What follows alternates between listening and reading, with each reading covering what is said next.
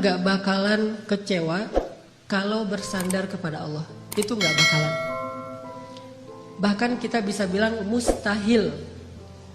Mustahil seseorang itu kecewa gara-gara berpegang, bersandar, menyerahkan dirinya kepada Allah. Itu mustahil. Bukan seperti itu sunnatullah. Karena siapapun yang berserah diri kepada Allah, maka dia telah berpegang kepada tali yang paling kokoh. Wa man yuslim wajhahu ila Allah, wa man yuslim wajhahu ila Allah wa huwa muhsin faqad istamsaka bil urwatil wuthqa wa ila Allahi aqibatul umur. Siapa yang menyerahkan dirinya kepada Allah dan dia senantiasa berbuat baik, maka sesungguhnya dia telah berpegang kepada tali yang paling kokoh, dan kepada Allah segala urusan dikembalikan. Jadi nggak ada orang yang kecewa kalau dia berpegang kepada Allah. Masalah apapun, masalah rezeki, masalah jodoh, terutama yang kedua. Kalau kita bergantung kepada Allah dalam urusan jodoh, maka insya Allah kita nggak akan kecewa. Mak comblang yang paling baik itu adalah Allah. Kalau mak comblangnya ustadz, kadang-kadang ngecewain. Ustadz, ini CV saya. Oh ya, kriteria yang kamu cari seperti apa? Saya mah nggak susah-susah ustadz, standar-standar aja. Ya standar yang gimana? Yang tingginya 180, yang kulitnya bening, sampai kalau minum kelihatan airnya ngalir gitu. Transparan. Kemudian yang hidungnya seperti pedang, yang matanya seperti bidadari. Tahu mata bidadari? Belum. Besar dan sayu, tapi nggak belok. Belok apa deh? Sudah pernah lihat? Ada di rumah saya. Oh iya. Nah ini kriterianya. Terus kata Ustadz, kalau yang kayak gitu Ustadz juga mau gitu ya. Akhirnya pas ketemu Ustadznya duluan yang ta'arufan. Ini kalau mak comblangnya manusia. Tapi kalau mak comblangnya Allah, jauh lebih meyakinkan dan gak bakalan kecewa. Dengan kriteria apapun, wa huwa ala kulli syai'in qadir. Dan kalau Allah menjanjikan yang baik akan ketemu dengan baik, pasti innahu la yukhliful mi'ad. Allah tidak pernah mengingkari janjinya. Masalah apapun kita harus mengandalkan Allah. Coba deh selalu ngandelin Allah. Bahasa gampangnya gini, udah tenang aja, ada Allah. Itu. Dan kalau kita sudah melibatkan Allah, la yudayyi'akallahu idzan. Itu pasti Allah nggak bakalan ngecewain kamu. Kalau udah ngandelin Allah, ini gimana nih? Udah tenang aja, ada Allah. Allah tidak akan mengecewakan. Salah satu kalimat udah tenang aja ada Allah adalah la tahzan, innallaha ma'ana. Kalau kita ada teman lagi galau gitu, terus kita bilang, la tahzan, innallaha ma'ana. Apaan tuh? Kan dia bingung. Mending kita terjemahin aja. Gak harus persis kalimat la tahzan, innallaha ma'ana. Karena kalau kita baca hadis, ada tambahan lagi tuh. Kata Nabi kepada Abu Bakar, ma dhannuka bisnain, Allahu thalithuhuma. Ya Abu Bakar, kenapa kamu berpikir kita cuma berdua, padahal Allah yang ketiga? Kalau dalam ayat la tahzan, innallaha ma'ana. Kalau bahasa kita, Wallace bro, Wallace, tenang aja, ada Allah. Santai bro, karena ada Allah. Itu bahasa Arabnya la tahzan, innallaha ma'ana. Andalin Allah dalam masalah kita. Ada masalah apapun, serahin aja sama Allah. Bismillah, la haula wala quwata illa billah. Bahkan kadang-kadang hanya dengan berzikir la haula wala quwata illa billah, Allah kasih keajaiban yang luar biasa. Karena setelah seseorang bersandar kepada Allah, la yudayya'anallahu idzan. Pasti Allah enggak akan ngecewain. Coba teman-teman bayangin, Nabi itu udah ikhtiar habis-habisan. Ketika beliau mau hijrah ke Madinah, beliau tidak langsung menuju ke arah Madinah, tetapi malah menuju ke arah yang berlawanan dengan kota Madinah untuk menghindari pengejaran dari orang-orang kafir Quraisy. Yang kemudian beliau menginap beberapa malam di dalam Gua Thur. Sebetulnya kalau mau disebut lebih pantas bukan gua, tetapi lubang, karena kecil sekali. Dan kemudian beliau meminta tolong kepada keluarga Abu Bakar untuk membawakan makanan setiap hari, yang waktu itu dibawa oleh Asma bintu Abi Bakr yang sedang hamil 7 bulan. Naik turun gunung untuk bawa makanan kepada Rasulullah. Kemudian anak laki-laki Abu Bakar menghilangkan jejak dan mencari berita. Ikhtiar yang udah maksimal. Tapi qadarullah, ketahuan juga. Ada pembaca jejak yang tahu ternyata Muhammad bukan menuju ke arah kota Madinah, tetapi berlawanan. Sehingga mereka mengejar Rasulullah sampai di mulut gua.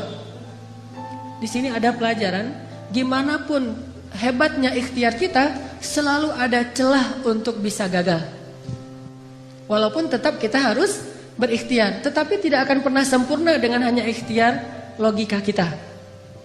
Akhirnya musuh berada tepat di mulut gua, yang kemudian kalau ada sebuah riwayat hadis, walaupun sebagian ulama mengatakan ini riwayat yang kurang kuat, bahwa ada laba-laba membuat sarang di mulut gua, sehingga orang-orang berpikir gak mungkin manusia masuk tanpa merusak sarang laba-laba.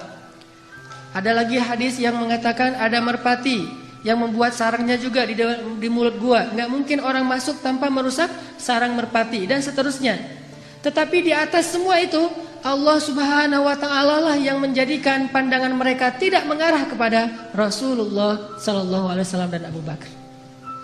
Ketika mereka berada tepat di mulut gua, kalau mereka mau ngelihat ke bawah sedikit saja melongo, itu sudah kelihatan Rasulullah dengan Abu Bakar. Tetapi Allah palingkan wajah mereka. Mereka melihat ke seluruh penjuru kecuali ke bawah kaki mereka. Sampai Abu Bakar udah khawatir sekali. Kalau bahasa kita mungkin udah galau berat nih. Kemudian Abu Bakar mengatakan, ya Rasulullah, kalau mereka ngelihat ke bawah nih pasti kita ketahuan. Abu Bakar tidak takut kepada mereka. Abu Bakar khawatir terhadap keselamatan kekasih beliau, yaitu Rasulullah.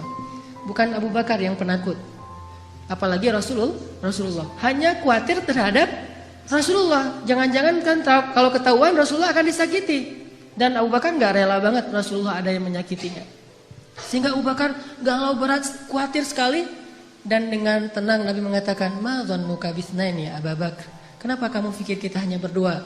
Allahu tsalitsuhuma, la tahzan, innallaha ma'ana.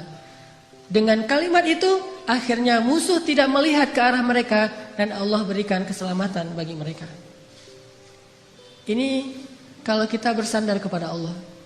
Setelah selesai Rasulullah dan Abu Bakar menginap beberapa malam di Gua Thur, lalu melanjutkan perjalanan ke kota Madinah, ternyata pengejaran terhadap Rasulullah itu belum selesai. Belum berhenti. Muncullah seorang pembaca jejak baru namanya Suraqah bin Malik. Masih kafir dan dia mengejar hadiah 100 ekor onta dari Abu Jahal kalau dia dapat membawa pulang Muhammad hidup atau mati. 100 ekor onta. Teman-teman tahu harga 1 ekor onta? 1 ekor onta itu kalau onta yang dipakai berdagang, bukan onta yang dipakai nyembelih. Kalau yang dipakai nyembelih paling 40 juta, 50 juta. Kalau yang dipakai untuk perjalanan berdagang, 1 ekornya itu 300 juta. 1 ekor ontanya 300 juta. Jadi puluhan miliar. Sehingga orang Arab di Saudi, di Irak, di Emirat dengan menjual 2 ekor onta atau 3 ekor onta, mereka bisa beli Alphard. Jadi biasa bagi mereka. Jual 10 ekor onta, beli Ferrari. Kalau kita nabung sampai meninggal, akhirnya jadi warisan, ditabung lagi nggak dapat. Jual kambing, jual sapi, jual segala macam. Karena onta itu harganya mahal, apalagi onta merah bisa sampai 700 juta. Kalau yang di Dubai itu sering diperlombakan, itu onta-onta yang berkualitas, itu 1 ekornya bisa di atas 1 miliar. Kuda aja bisa sampai 3 miliar ya. Makanya Abu Jahal menawarkan, siapa yang bisa membawa pulang Muhammad hidup atau mati, saya kasih 100 ekor unta yang terbaik. Akhirnya Suraqah bin Malik semangat mencari Rasulullah sallallahu alaihi wasallam. Dia baca jejak di setiap penjuru padang pasir. Karena dia berpengalaman membaca jejak, dia lihat langit, dia lihat pasir yang terbang gara-gara ada orang yang berjalan cepat di padang pasir. Dia lihat merpati, dia lihat alam. Akhirnya dia menemukan Nabi sallallahu alaihi wasallam dengan Abu Bakar. Ketemu. Begitu sudah dekat, kemudian tiba-tiba dengan takdir Allah, Allah memperlihatkan kekuasaannya. Kuda yang ditunggangi oleh Suraqah terperosok dan jatuh. Kemudian Suraqah bangkit, naik lagi ke atas kudanya, dan kudanya tidak mau berjalan. Kuda itu seperti melawan sehingga Suraqah jatuh sampai 3 kali. Allah ala kulli syai'in qadir. Serahin sama Allah. Akhirnya Suraqah berjalan kaki, nggak menyerah. Kudanya nggak mau jalan, dia nggak pundung, dia nggak menyerah. Akhirnya dia jalan kaki. Dia kejar Rasulullah dengan berjalan kaki. Setelah mendekat kepada Rasulullah, tiba-tiba Rasulullah mengatakan, "Ya Suraqah, bagaimana pendapat kamu kalau kamu memakai pakaian khusus Raja Persia?" Kata dia, "Pakaian Raja Persia?" "Ya," kata Rasulullah. Mau, kata Suraqah. Kata Rasulullah, "Kalau begitu, halaulah orang-orang yang ingin mengejar kami. Kelak kamu akan memakai pakaian Persia, Raja Persia." Sehingga akhirnya Allah Subhanahu wa taala membolak-balikan hati manusia. Yang tadi marah kepada Rasulullah, benci kepada Rasulullah, ingin mengambil keuntungan dari menangkap Rasulullah, Allah balikkan hatinya tiba-tiba menjadi pendukung Rasulullah SAW. Walaupun belum beriman, tapi dia mendukung Rasulullah. Dia lupa dengan 100 ekor onta. Coba bayangkan secara logis, 100 ekor unta itu sudah jelas. Yang menawarkannya Abu Jahal, orang paling kaya di Mekah. Sedangkan pakaian Persia yang nawarinya seorang laki-laki yang bahkan dari kampung halamannya aja terusir. Dan bagaimana dia akan berikan jubahnya Raja Persia kecuali dengan cara menaklukkan negeri Persia. Dan bagaimana dia akan menaklukkan Persia sedangkan di rumahnya aja, di kampungnya aja dia dalam keadaan lemah dan terusir. Ini kan gak logis. Kok bisa Suraqah percaya sama Muhammad yang dalam keadaan terusir, memberi janji yang aneh, tapi dia meninggalkan janji-janji Abu Jahal 100 ekor unta yang paling realistis. Ini kebesaran Allah Subhanahu wa taala. Dan ini juga sebagai bukti Rasulullah itu benar-benar al-amin, as-sadiqul masduq, orang yang selalu dipercaya bahkan oleh musuhnya. Suraqah lebih percaya kepada Nabi walaupun Nabi terusir dengan janji yang aneh itu daripada kepada Abu Jahal yang realistis. Sehingga akhirnya Allah menyelamatkan Rasulullah dan Abu Bakar sampai di Madinah. Selang beberapa tahun setelah Nabi SAW wafat, pada masa kekhalifahan Umar bin Khattab, akhirnya Islam berhasil membebaskan Persia dan menaklukkan kerajaan-kerajaan yang zalim di sana. Lalu salah satu ghanimah harta yang dibawa dalam peperangan itu adalah jubahnya Raja Persia, dibawa ke Madinah. Ketika jubah Raja Persia sampai di Madinah, diserahkan kepada Umar. Umar teringat dengan janji Nabi, sehingga Umar bertanya, "Aina Suraqah?" Di mana Suraqah bin Malik? Ternyata Suraqah sudah masuk Islam. Kemudian dia datang, "Saya ya Amirul Mukminin, saya Suraqah, udah tua dia." Kata Umar, "Ya Suraqah, masih ingat dengan janji Rasulullah kepadamu?" Suraqah bingung, janji yang mana? Dia udah lupa dengan janji Nabi. Kemudian kata Umar, "Sesungguhnya dulu Nabi pernah berjanji akan memakaikan kepadamu pakaian Raja Persia." "Oh iya, saya masih ingat waktu itu Nabi berjanji demikian." Maka wahai Suraqah, pujilah Allah, sesungguhnya Allah telah mengabulkan janji-janji itu, dan inilah pakaian Raja Persia, pakailah. Pas dilihat oleh Suraqah, sutra semua, bagus sekali pakaiannya. Dia ganti bajunya, dia pakai baju Raja Persia, dia pakai mahkotanya, dia pakai sepatunya, dia pakai pedang yang bertahtakan banyak berlian-berlian di atasnya. Sehingga Suraqah tiba-tiba seolah-olah menjadi Raja Persia. Dia muter-muter keliling kota Madinah. "Oh, saya Raja Persia, saya Raja Persia." Sehingga semua orang tertawa terhadap Suraqah dan mereka bersyukur kepada Allah Subhanahu wa taala yang telah menepati janjinya melalui lisan Nabi sallallahu alaihi wasallam. Muhammad sallallahu alaihi wasallam. Libatkan Allah dalam urusan kita, gak bakalan kecewa. Pakai Allah, andalkan Allah, berserahlah kepada Allah dalam urusan kita, sepele apapun. Bukankah Nabi mengatakan, mintalah kepada Allah walaupun cuma garam? masak, aduh garam habis, Allah garam, gitu. Saya dulu ketika sempat dulu ikut jamaah tablik ketika saya masih SMA, ada satu hal yang saya belajar dari jamaah tablik waktu itu tentang nggak boleh minta sama manusia. Jadi kita kalau jamaah tablik itu makan kan di talam gitu ya, makan bareng-bareng rame-rame gitu, satu talam ada 5 orang. Nah, yang petugas khidmatnya membagi-bagikan lauk setelah nasinya ditaruh di talam, kemudian lauknya dibagi-bagiin. Ada ikan, ada sayur segala macam.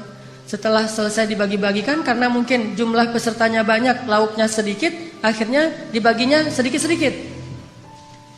Pas kita lagi makan, ikannya habis, maka kalau pengen minta tambahan ikan, nggak boleh minta kepada petugas, mintanya ke Allah. Jadi itu SOP di jamaah tablik yang dulu saya pernah ngalamin. Kalau ada masalah mintanya ke Allah. Jadi kalau kita kurang lauk, Allah ikan ya Allah. Akhirnya dia dengar, oh ikan datang, Masya Allah, Allah datangkan ikan gitu. Walaupun agak lucu, tetapi sebetulnya ini mengajari tentang berharap kepada Allah. Memang lucu sih awalnya, tapi lama-lama benar-benar kerasa di hati. Begitu kurang sedikit, Allah ini sayurnya kurang sedikit ya Allah, maaf ya Allah. Akhirnya datang sayur, Masya Allah, Alhamdulillah gitu. Sampai ada teman yang lagi masak, dan dia emang chef yang udah hijrah, kemudian ikut kayak jamaah tabligh gitu. Masakannya enak. Teman-teman yang lain nanya, ini cara masaknya gimana kok enak banget? Oh gampang masaknya. Gimana? Siapkan sayur segala macam, udah gitu masukkan ke dalam air, setelah itu beri garam sedikit, kemudian minta kepada Allah, ya Allah kasih enak ya Allah. Nanti Allah kasih enak. Ternyata tipsnya adalah minta kepada Allah, walaupun dia mungkin punya bumbu rahasia, tapi dia nggak mau bicara tentang asbab, dia mau bicara tentang hakikat. Minta sama Allah buat enak, sehingga Nabi mengatakan, mintalah kepada Allah walaupun cuma garam. Mintalah kepada Allah walaupun cuma garam. Bercermin habis mandi, aduh ya Allah jerawat, gimana ya biar ini hilang. Minta sama Allah jerawat, minta ke Allah untuk dihilangkan. Siapa ada sahabat yang penyakit kulit terus minta kepada Allah dihilangkan? Tabi'in maksudnya. Uwais Al-Qarani yang menggendong ibunya kemana-mana. Dia punya penyakit kulit di seluruh tubuhnya, terus dia berdoa, ya Allah hilangkan penyakit kulit saya, sembuhkan saya, kecuali sebagian kecil saja di bagian pusar. Jadi ada syarat buat dia dalam berdoa, hilangkan semuanya kecuali sebagian di perut. Kenapa? Supaya kalau saya lihat bekas sakit di perut ini, saya teringat dengan nikmat bahwa Engkaulah yang menyembuhkan. Tiba-tiba sembuh semuanya kecuali di bagian perut. Sehingga Nabi berkata, sesungguhnya sebaik-baik tabi'in adalah Uwais Al-Qarni. Padahal Nabi gak pernah ketemu Uwais, tapi tahu namanya dan memberi berita tentang dia. Ini mungkin satu-satunya tabi'in yang disebut namanya oleh Nabi. Gak ketemu tapi kenal.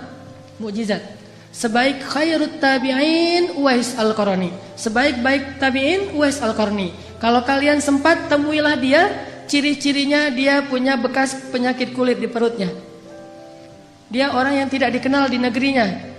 Dan mintalah doa dari dia, sesungguhnya doa Uwais tidak ditolak oleh Allah Subhanahu wa taala. Jadi masalah sepele apapun minta sama Allah. Makanya dalam Islam kita mengenal doa sehari-hari. Mau keluar, bismillahi tawakkaltu 'alallah, la haula wala quwata illa billah. Tambah dengan doa syafa. Mau makan, bismikallahumma amutu wa ahya. Ya, salah. Jadi tidur gitu. Mau tidur ada doanya. Bahkan kalau Nabi baca doa tidur aja panjang banget tuh. Allahumma alja'tu dhahri ilaik wa fawattu amri ilaik, dan seterusnya dan seterusnya. Amantu bi kitabikal ladzi anzalt wa bi rasulikal ladzi arsal bismikallahumma amutu wa ahya. Mungkin kalau kita nggak hafal, ya udah bismillahirrahmanirrahim aja gitu. Standar lah ya. Kemana-mana bismillahirrahmanirrahim, la haula wala quwata illa billah. Pokoknya ada masalah apapun libatin Allah. Kalau bahasa sosial media, jangan lupa nge-tag Allah. Jangan lupa nge-mention Allah. Gimana nge-tag Allah sama nge-mention Allah? Teman-teman pernah nggak diundang makan sama, atau diajak makan sama temennya, ditraktirin makan, udah gitu foto-foto karena ternyata tempat makannya itu cozy, instable. layak untuk di selfiein gitu. Wah ini tempat makannya cozy banget nih, selfie yuk, selfie gitu ya. Udah selesai selfie, udah gitu kita posting. Selfie-nya sama siapa? Bareng dengan teman yang nraktirin kita. Setelah selesai selfie kita posting. Etis nggak kalau kita posting tapi kita nggak nge-tag orang yang mentraktir kita? Nggak etis ya? Pasti kita di captionnya tuh nulis, alhamdulillah hari ini makan enak di tempat yang cozy banget. Makasih ya buat siapa gitu kan? Yang udah nraktirin saya kan gitu nge-tagnya. Begitu juga ketika kita menikmati rezeki dari Allah, agak kurang etis kita makan enak tapi Allah nggak di-tag gitu. Cara nge-tag Allah, Bismillahirrahmanirrahim. Allahumma barik lana fima razaqtana. Alhamdulillahilladzi at'amana hadza wa razaqnahu min ghairi haulin minna wala quwwah. Kita nge-tag Allah, ini nikmat dari Allah, ini nikmat dari Allah. Itu baru etis.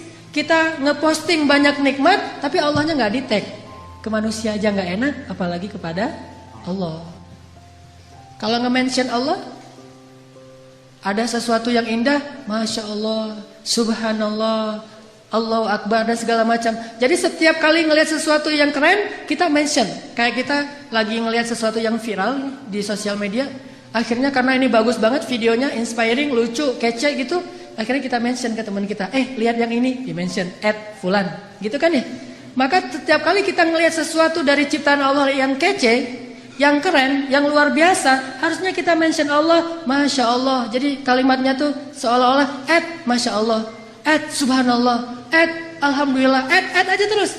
Karena kita ingin menghargai Allah. Ini artinya melibatkan Allah. Siapa yang melibatkan Allah dalam urusannya, maka Allah akan tambahkan kebaikan dan keberkahan. Fadhkuruni alkurkum ana inda dhanni abdi bi. Ingat aku ingat kalian, dan aku tergantung prasangka hambaku kepadaku. Coba teman-teman perhatikan ayat yang tadi kita baca di Al-Qasas, kisah Ibu Musa. Ini salah satu contoh orang gak bakalan kecewa kalau ngandelin Allah. Jadi ceritanya Fir'aun itu bikin peraturan, keputusan presiden, bahwa kalau Bani Israel melahirkan bayi laki-laki bakal dibunuh. Sejak ketahuan bayi laki-laki lahir, langsung diambil sama prajurit.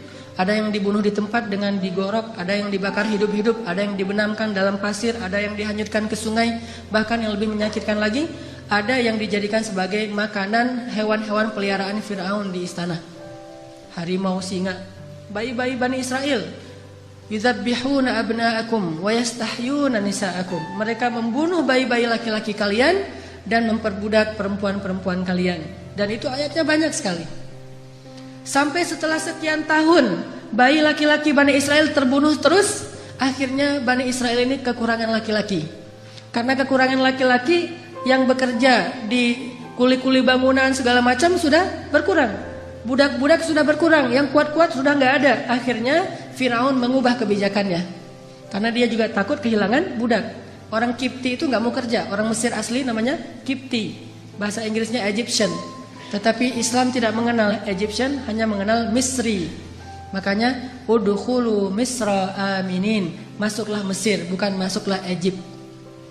Kalau dalam Al-Quran, Mesir itu tidak disebut Egypt. Kenapa orang Inggris nyebutnya Egypt? Karena ingin menghilangkan sejarah Islam dan mengambil sejarah Fir'aun, bahwa yang tinggal di sana itu suku Kipti atau Egyptian. Orang Egyptian ini, orang Kipti ini malas bekerja, terbiasa santai gitu. Sehingga kalau ada masalah, mereka tidak bisa ngandelin diri mereka sendiri, selalu mengandalkan Bani Israel. Akhirnya Fir'aun mengubah kebijakannya. Yang tadi semua bayi dibunuh, sekarang kebijakannya berubah. Setahun boleh melahirkan anak laki-laki, tahun berikutnya nggak boleh. Jadi selang-seling. Dan qadarullah, Harun lahir di tahun bolehnya lahir anak laki-laki. Makanya nggak ada kisah Harun dikejar-kejar sama tentara. Dia aman. Begitu dia lahir, oh ini tahun yang boleh lahir anak laki-laki, tumbuh tanpa ada ancaman. Kakaknya Musa. Sedangkan Musa lahir di tahun nggak boleh lahir anak laki-laki. Sehingga saat Musa lahir, ibunya langsung bingung, ini bagaimana menyelamatkan bayi ini. saya nggak rela kalau bayi ini dibunuh. Ini bayi punya aura yang luar biasa, lebih daripada kakaknya Harun, padahal dua-duanya nabi. Akhirnya Allah ilhamkan kepada Ibu Musa lewat mimpinya. Kemudian Ibu Musa konsultasi dengan ulama-ulama Bani Israel, dan ternyata mimpi itu benar. Dia disuruh menghanyutkan Musa ke sungai Nil. Ini tidak logis, tetapi tidak butuh logis kalau yang menyuruhnya Allah Subhanahu wa taala. Gak harus logis kalau yang menyuruhnya Allah, karena logika atau hukum ilmiah itu adalah ciptaan Allah. Allah bisa melakukan sesuatu dengan hukum ilmiah, atau tidak dengan hukum ilmiah, atau bahkan bertentangan dengan hukum ilmiah.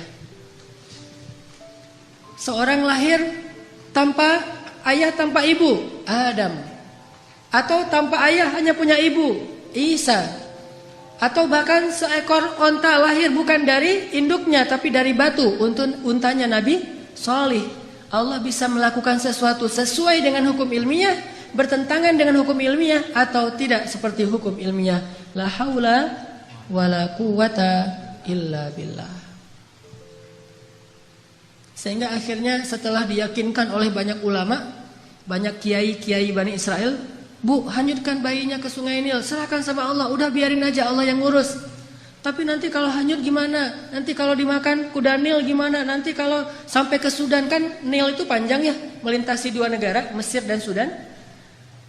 Tapi kemudian diingatkan lagi, Allah tidak akan mengecewakan. Bukankah Allah mengatakan, kami pasti akan mengembalikannya kepadamu wahai Ibu Musa? Maka la tahzani, jangan khawatir wahai Ibu Musa. Udah gak usah khawatir. La takhafi wa la tahzani, jangan takut, jangan sedih. Jadi kalau kita udah benar-benar bersandar sama Allah, hilang rasa takut yang berlebihan, galau yang berlebihan itu hilang. Jadi orangnya santai, udah tenang aja ada Allah. Akhirnya Ibu Musa menghanyutkan bayinya ke sungai Nil dengan sebuah tabut kayak keranjang gitu. Dan Allah punya skenario yang sangat unik.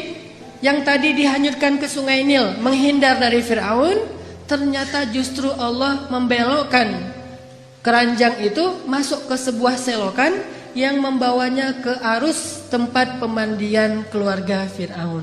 Jadi dihindarkan dari Fir'aun, malah didatangkan kepada Fir'aun. Ini unik skenario Allah. Makanya gak harus logis untuk taat. Taat aja, ntar Allah memberikan kita pemahaman. Logika manusia butuh waktu untuk memahami maksud Allah. Al-Quran aja dibuktikan secara ilmiah kadang-kadang setelah 1000 tahun. Marajal bahraini yaltaqiyan bainahuma barzakhul la yabghiyan. Mungkin para sahabat dulu bingung, mana ada dua laut yang bertemu tapi tidak bercampur. Apakah gara-gara belum bisa difahami, belum logis lantas dibantah? Logika kita itu loadingnya lambat. Butuh waktu 1000 tahun hanya untuk membuktikan kebenaran satu ayat. Coba kalau belum terbukti kita nggak beriman, butuh 1000 tahun. Usia kita cuma 60 tahun. Maka katakan saja sami'na wa ata'na, serahin sama Allah. Allahu a'lam, wallahu ya'lamu wa antum la ta'lamun. Allah tahu, kalian nggak tahu. Malah masuk ke dalam selokan yang membawa Musa kepada keluarga Fir'aun. Ditemukan sama dayang-dayang. Pas dibuka kotaknya ternyata ada bayi yang sehat, yang luar biasa auranya. Semua orang yang lihat pasti jatuh hati kepada bayi ini. Dibawa masuk ke istana, diserahkan kepada istri Fir'aun. Langsung istri Fir'aun jatuh hati. Dan qadarullah, waktu itu istri Fir'aun belum punya anak, sehingga sangat menginginkan anak laki-laki. Dan ini yang paling keren nih. Apa kata istri Fir'aun? Qurratu ainin li walak. Anak ini menyejukkan hati saya dan hatimu wahai Fir'aun. Apa kata Fir'aun? Laki la liya. Menyejukkan hatimu, hati saya tidak, kata Fir'aun. Dari sejak awal juga mereka udah musuhan. Musa juga ngelihat Fir'aun. Ntar lihat aja. Dari bayi. Cerdas ini bayi. Jadi dari bayi juga udah tahu, oh ini bakalan musuh saya. Dan itu sahih beritanya. Apa sahihnya? Sampai suatu malam ketika Asia gendongin Musa ngeklek gitu ya, ketawa sama Asia, sama istri Fir'aun, ibu angkatnya. Sedangkan Fir'aun dari kejauhan dia aja gak mau dekat-dekat. Karena Fir'aun tahu bahwa ini bayi Bani Israel yang dilempar ke sungai Nil gara-gara takut dibunuh. Dia gak rela. Cuman karena dia terlalu sayang sama istrinya yang cantik dan tidak punya anak, dia sabar. Nanti kalau udah gede bakalan dibunuh. Itu rencana Fir'aun.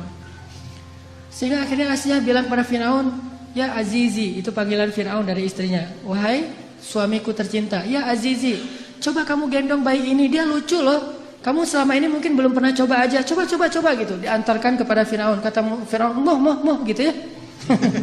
Bahasa Arabnya moh. Enggak gitu. Enggak, kamu coba aja. Akhirnya karena dipaksa sama istrinya, dia pegang sama Fir'aun. Begitu dipegang, Musa yang tadi ngeklek, ketawa, tiba-tiba cemberut. Tadi ini orang wajah Firaun gitu kan, musuh saya. Langsung berubah wajahnya Musa, sehingga Firaun nanya kepada Asia, "Ya Asia, ini kenapa dia tiba-tiba kok cemberut sama saya?" Kata Asia, "Mungkin kalian belum terlalu dekat. Coba kamu dekap lagi. Kan ini baru pertama digendong." Oh gitu, didekapin. Pas udah didekapin agak dekat ke wajahnya Firaun, Musa mengambil janggut Firaun, ditarik sampai copot janggutnya tercabut janggutnya Firaun. Orang zaman dulu raja-raja kan janggut Firaun tuh panjang yang terbentuk gitu kan ya, yang kayak kotak gitu. Itu ditarik sama Musa, banyak dari janggut-janggut Firaun itu sampai tercabut, rontok dan mengeluarkan darah, sehingga Musa dilempar oleh Firaun karena Firaun marah kepada Musa. Dari kecil juga mereka udah musuhan.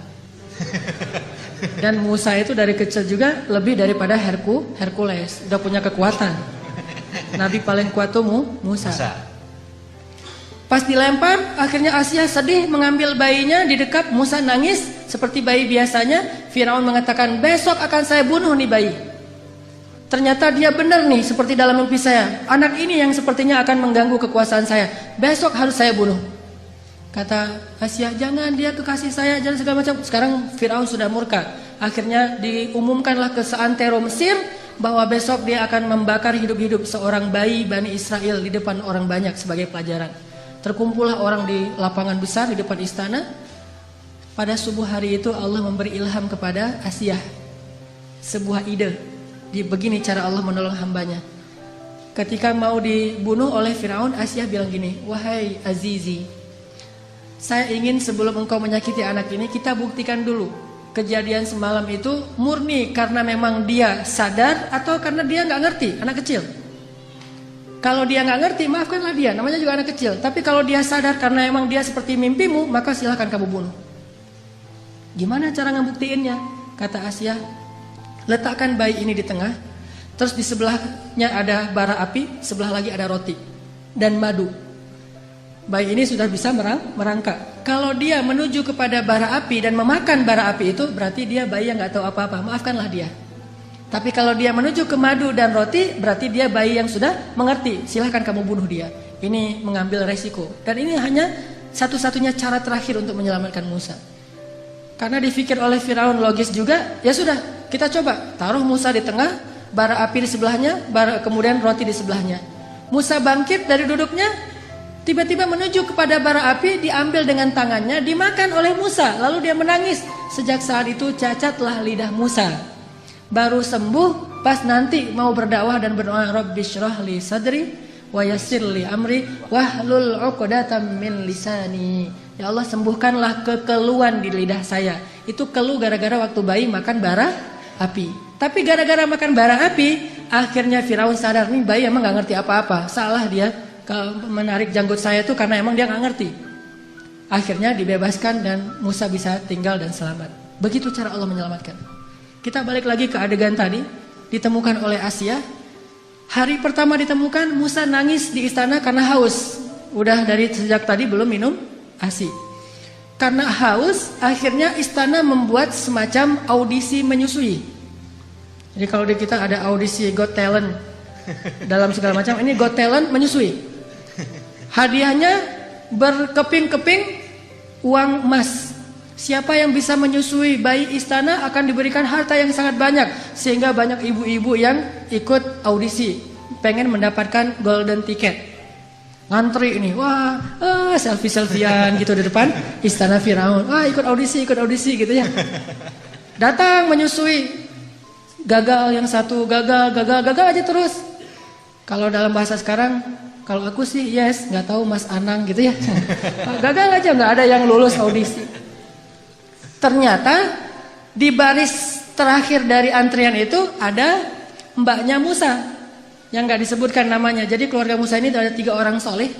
kakaknya Harun, kemudian mbaknya yang nggak disebutkan namanya, kemudian Musa. Ini tiga-tiganya anak-anak yang soleh-soleha.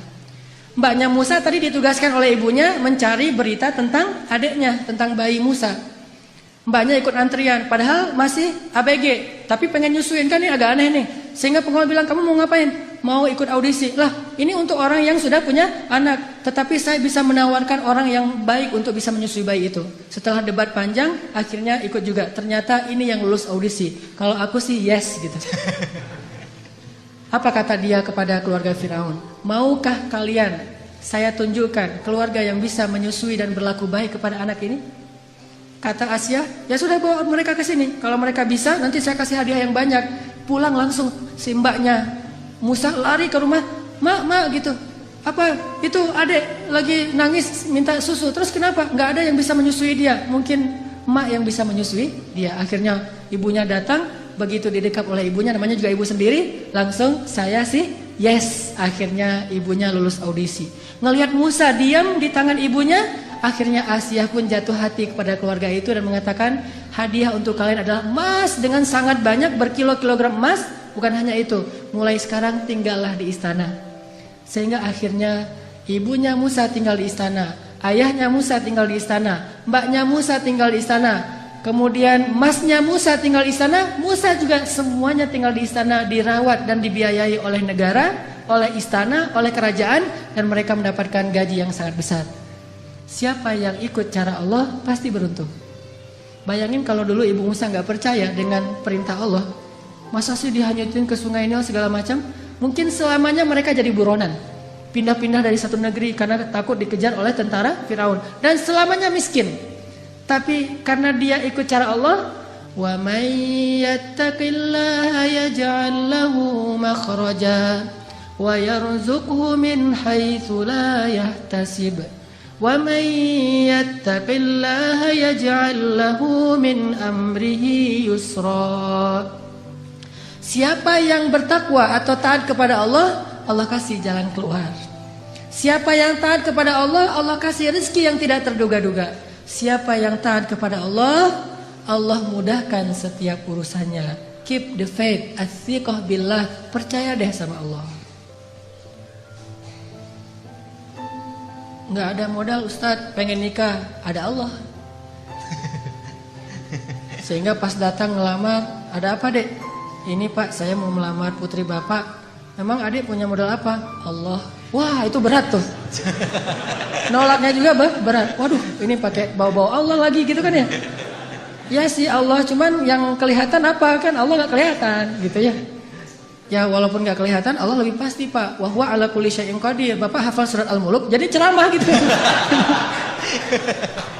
Jadi oh ternyata adik ini ustadz ya. Ya udah deh kalau ustadz gitu. Hafal Al-Quran, hafal surat apa? Al-Fatihah, Al-Ikhlas gitu. Oh ya udah itu aja maharnya. Lulus kan? Gara-gara mengandalkan Allah. Kalau perlu hafal beberapa ayat jitu masalah itu. Kalau mereka fuqara, asa ayyughniyahumullah. Pak, Allah berfirman. Langsung datang-datang Allah berfirman. Belum ngutarain ini. Assalamualaikum, waalaikumsalam. Monggo, silakan duduk. Ada apa? Apa yang bisa saya bantu?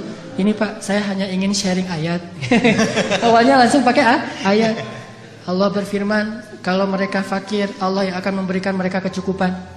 Oh iya benar, saya tahu ayat itu. Terus Rasulullah bersabda, kalau datang seorang laki-laki yang baik akhlaknya melamar putri kalian, jangan ditolak. Wah, udah pakai Allah, pakai Rasul, susah ini. Pengalaman. Kalau ngandelin Allah itu selalu berhasil. Makanya saya tuh pernah dulu awal-awal saya belajar mobil, dulu saya suka ngebut-ngebut di jalan. Jadi bawa mobil dengan gaya motor. Kalau gaya motor kan selap-selip tuh. Bawa mobil kan nggak bisa gitu. Tapi karena saya emang senengnya ngebut, nggak sabaran. Di jalan saya ngebut, tiba-tiba di gang di Bandung tuh ada tentara naik motor keluar dari gang, saya tabrak. Sampai dia terjungkir jauh beberapa meter. Dan motornya itu ringsek. Alhamdulillah orangnya luka. Nggak meninggal maksudnya, luka. Lalu dia pakai baju dinas kan? Alhamdulillah saya juga pakai baju dinas ustadz. Pakai jubah, pakai sorban, saya mah dulu. Setelah saya konsen dakwah di anak muda, di anak geng motor, baru saya mencocokkan penampilan saya dengan dunia anak muda. Dulu jubahan, sorbanan, baju dinas. Dia juga baju dinas, jadi sesama lagi dinas nih. Pas dia awalnya wajahnya udah merah mau marah, saya keluar dari mobil ngelihat wajah saya, ini kiai kualat nih kalau saya macam-macam. Akhirnya dia terpaksa kalem aja. Aduh maaf saya nggak sengaja ngelihat tiba-tiba keluar dari gang. Oh ya nggak apa-apa, saya mah dinas di situ di Baros, itu salah satu kantornya di Baros saya dinas. Ya saya juga lagi dinas ke masjid, mau ngajar ada pengajian sore ini. Oh ya udah nggak apa-apa Pak Ustadz, nggak apa-apa gitu. Udah aja. Ini gimana nih motornya? Enggak gampang, nanti saya suruh orang untuk ngambil motornya. Udah alhamdulillah saya ganti rugi, dia nggak mau, selamat.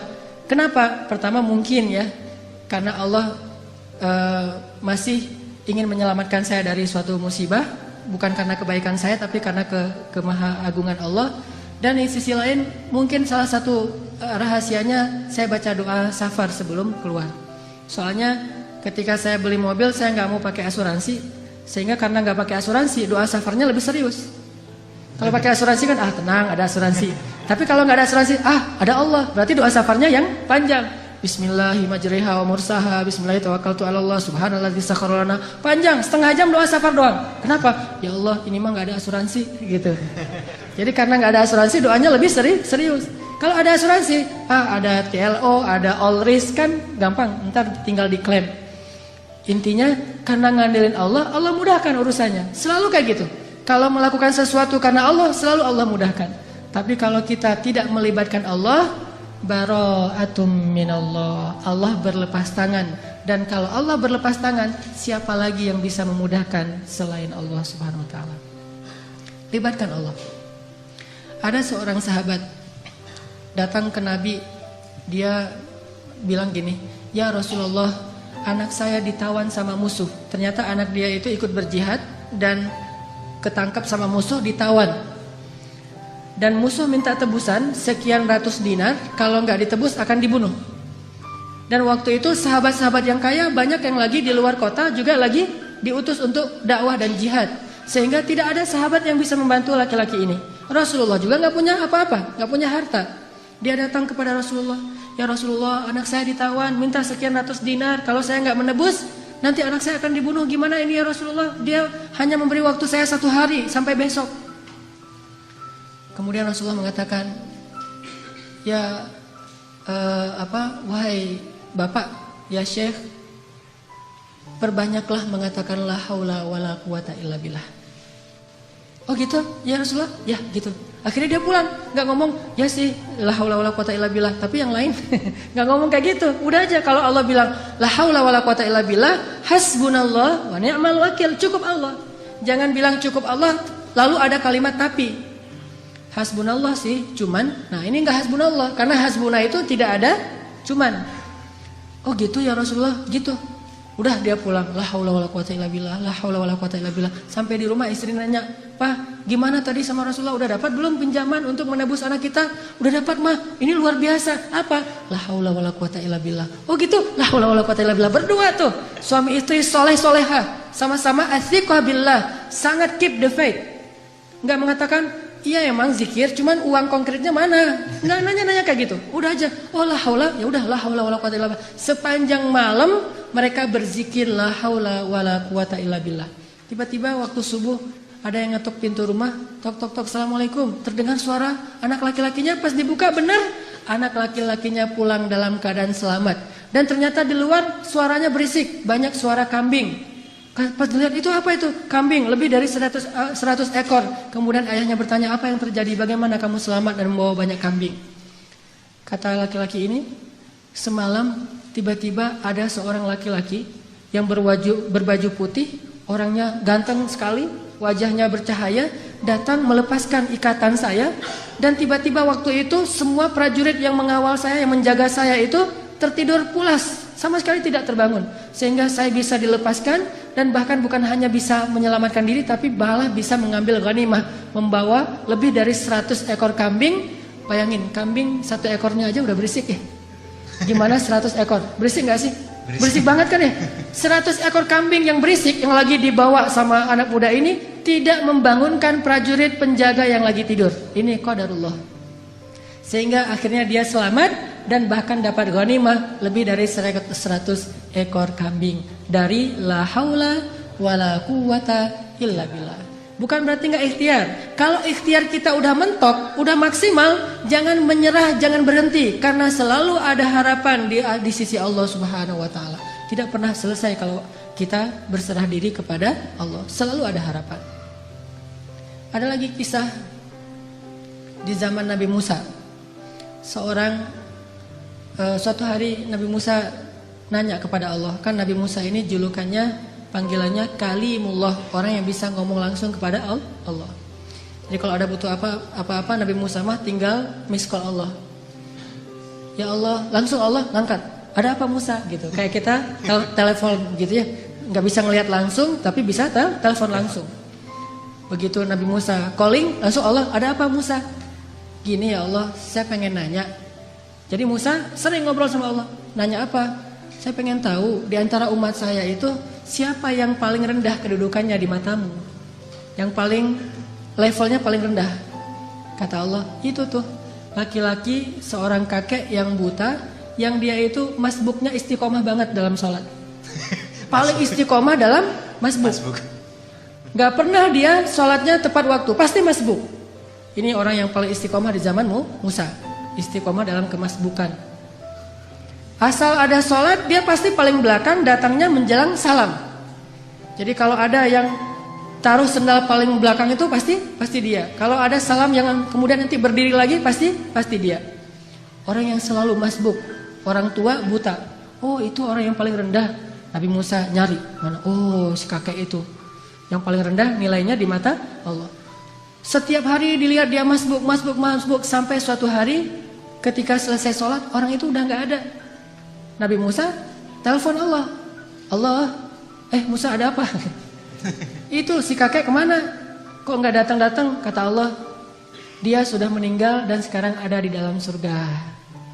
Nabi Musa heran, ya Allah, gimana ceritanya tuh kakek yang nilainya paling rendah, yang gak ada apa-apanya, yang masbuk sejati, tiba-tiba masuk surga sejak dia meninggal. Apa yang terjadi ya Allah?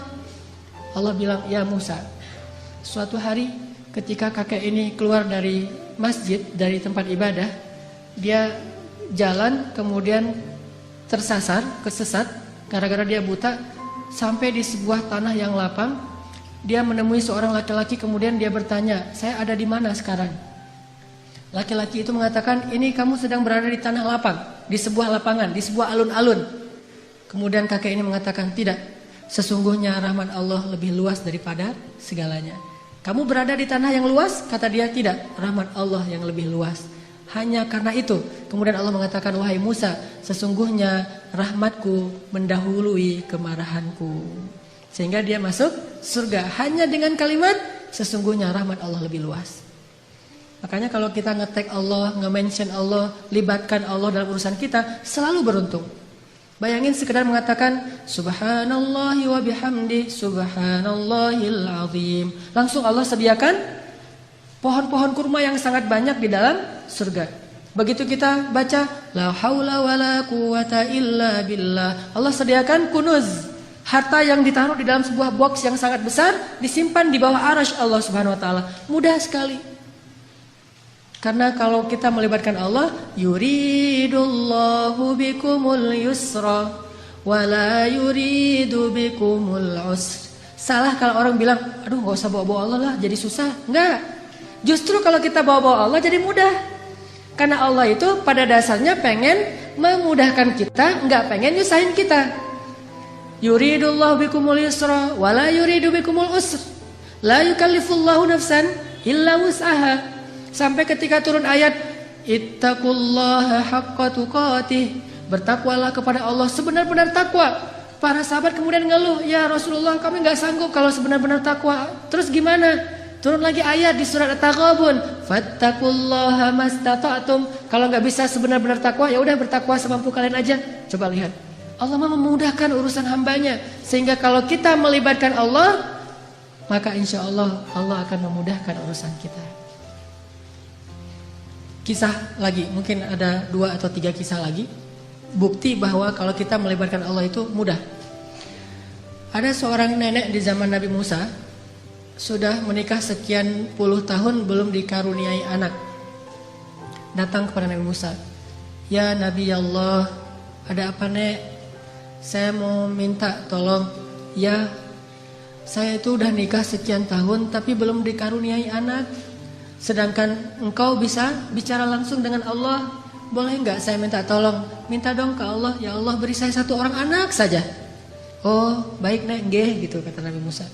Telepon. Ya Allah.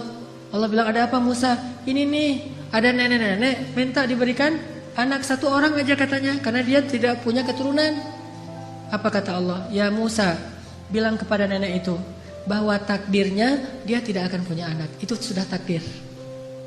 Kemudian Nabi Musa bilang, nek sabar ya.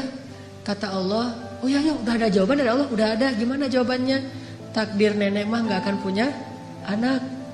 Oh gitu, ya sudah, assalamualaikum, waalaikumsalam, pulang. Sepanjang jalan sampai di rumah dia mengatakan, ya Rahim, ya Rahim. Memang takdir saya tidak akan punya anak, tetapi engkau maha Rahim, beri saya anak ya Rahim. Jadi dia ngeyel gitu. Terus saja minta sama Allah dengan bahasa yang lembut, ya Rahim, ya Rahim. Besok datang lagi ketemu Nabi Musa, assalamualaikum, waalaikumsalam. Nenek yang kemarin, ada apa nek gitu. Sama Nabi Musa masih yang kemarin gitu. Apaan? Minta dong ke Allah lagi supaya dikasih anak. Lah kan udah kemarin katanya takdirnya gak akan punya anak. Ya siapa tahu sekarang berubah. Ini nenek nih. Sikoh billah, yakin banget sama Allah. Karena gak mau ngecewain, walaupun Nabi Musa juga udah tahu takdirnya kayak gitu. Ya udah, Nabi Musa telepon lagi. Ya Allah, ini si nenek yang kemarin. Oh ya Musa, jawab aja kayak kemarin. Bahwa dia gak akan punya anak. Nek, saya bilang juga apa? Takdirnya nenek gak akan punya anak. Udah bersabar aja. Oh gitu ya, ya udah, assalamualaikum, waalaikumsalam, ya Rahim, ya Rahim, terus aja gitu. Datang lagi, nenek yang sama, nek, sama jawabannya, belum ngomong juga udah dikasih tahu aja jawaban. Tapi kata nenek, coba minta lagi, mudah-mudahan Allah udah mau ngasih sekarang. Ya Allah, nenek yang kemarin datang lagi, wahai Musa, takdirnya nggak akan punya anak. Nek, memang udah takdirnya kayak gitu, sabar aja. Gimana tuh caranya nek? Udah takdir Allah nggak akan bisa dirubah. Oh gitu, ya Rahim, pulang terus. Setelah sekian lama nggak datang-datang, setelah beberapa bulan akhirnya dia datang bawa bayi, gendong bayi datang ke Nabi Musa. Assalamualaikum gitu. Waalaikumsalam. Nenek yang dulu. Ya, terus itu siapa? Anak siapa? Anak saya. Hah? Ya Allah, ini ceritanya gimana nih? Kok bisa nih nenek punya anak? Nabi Musa nelpon Allah. Gimana nih ceritanya nenek yang takdirnya nggak bakalan punya anak tiba-tiba bawa bayi? Kata Allah, ya Musa, setiap kali saya bilang takdirnya nggak punya anak, dia bilang ya Rahim, ya Rahim. Dibilang lagi nggak punya anak, dia bilang ya Rahim, ya Rahim. Wahai Musa, ketahuilah sesungguhnya rahmat saya mendahului takdir. Sehingga dengan rahmat Allah, Allah mengubah takdir nenek ini yang tadi nggak punya anak jadi punya anak. Kalau kita baca hadis-hadis Nabi tentang kisah-kisah para anbiya itu luar biasa. Intinya adalah mereka selalu mengandalkan Allah dan selalu mendapatkan janji-janji yang Allah pernah janjikan kepada mereka. Gak pernah kecewa. Mungkin cerita terakhir yang sangat populer itu adalah cerita Siti Hajar. Ini bagi saya menakjubkan banget nih ceritanya. Nabi Ibrahim bawa Siti Hajar dari Palestina ke Mekah, melintasi gurun pasir hanya bertiga saja. Ibrahim, Hajar, Ismail kecil. Karena Allah memerintahkan Ibrahim, bawa keluargamu ke sebuah biwadin ghairi dzi zar', kepada sebuah lembah yang tidak ada kehidupan di sana, bawa ke sana. Di Bakkah yang kemudian namanya menjadi Mekah. Akhirnya Ibrahim bilang ke Hajar, Hajar, yuk kita hijrah gitu. Hijrah kemana mas? Hajar nggak nanya-nanya hijrah kemana, udah aja, oh hijrah ya, sami'na wa ata'na. Di bawah gitu jalan kaki melintasi padang pasir. Berhenti sebentar di rest area, makan minum seadanya, lanjut lagi. Gak pernah nanya, mas ini kemana sih kok gak sampai-sampai? Gak pernah Hajar nanya kayak gitu. Atau gak pernah juga dia bilang, mas turunin saya aja di mall itu nanti dijemput lagi. Gak ngomong nurunin di mall mana, di rest area mana, di masjid mana, ntar kalau udah beres urusannya baru jemput lagi. Gak, sami'na wa ta'na. Ini istri soleha banget. Ikut aja gimana kata suami. Sampai udah di lembah yang tandus, baru Ibrahim mengatakan, ya Hajar, disinilah tempat yang dijanjikan. Tinggallah kita di sini. Ya siap, sami'na wa ta'na, tinggal bikin tenda kecil untuk bayinya. Hari kedua setelah tinggal di situ, baru Ibrahim bilang, ya Hajar, saya akan kembali ke Palestina, tinggallah kalian di sini.